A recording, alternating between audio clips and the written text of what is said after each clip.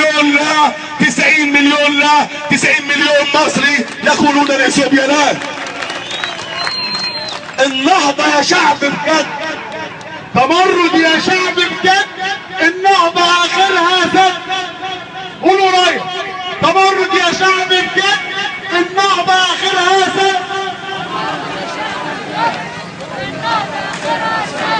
تمرد يا شعب بجد، النهضة اخرها سد. ايها الاخوة والاخوات، مرة اخرى واخيرة اناشدكم ان تكونوا معتصمين من ليلة الجمعة 28 يونيو وليس يوم 30 يونيو. لن نترك الميادين لغير الشعب، ولن نترك الميادين لغير إرادة مصر. هو يمشي مش هنمشي، هو يمشي مش هنمشي. نحن نؤكد لحضراتكم جميعا أننا ومثلنا ملايين الشعب لن يستسلموا لهذا الحكم ولن يرقعوا لهذا الحكم مهما كان التهديد والوعيد.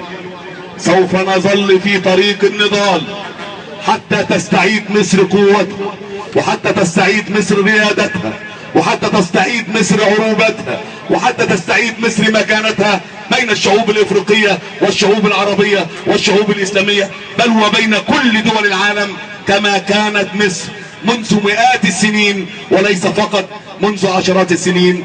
مصر دائما في الريادة، وشعب مصر هو الضامن لهذه الريادة. لذلك نحن نراهن على هذا الشعب، نحن نطالب شعب مصر بأن يتماسك وأن يتكاتف وأن لا يخضع للتفرقة وأن لا يخضع للعنف. ونحن من هنا نعلن أننا وغيرنا من التيارات المدنية أردنا لهذه المظاهرات السلمية، ونحذر كل من يريد أن ينشر الفتنة أو كل من يريد أن ينشر العنف. لن تجد بيننا مكانا ولن تخترق هؤلاء الأقوياء الأبطال أبناء مصر المخلصين. نعم، نحن نقول من الآن إن المحكمة الدستورية العليا جديرة بإدارة شؤون البلاد بعد انتهاء مدة هذا الدكتاتور يوم 30 يونيو إن شاء الله. نحن نقول ليس هناك تقسيم، وليس هناك منافسة، وليس هناك فائدة أو ثمرة إلا ل90 مليون مصري الذين سيلجؤون إلى صناديق الانتخابات، الذين سيعملون على النهضة بالبلاد، ولكن مش النهضة إياها، النهضة بجد.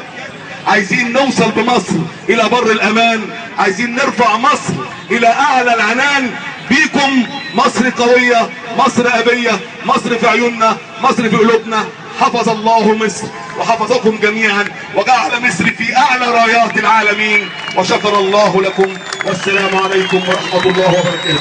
شكرا للسيد المستشار أحمد الفضالي المنسق العام لتيار الاستقلال.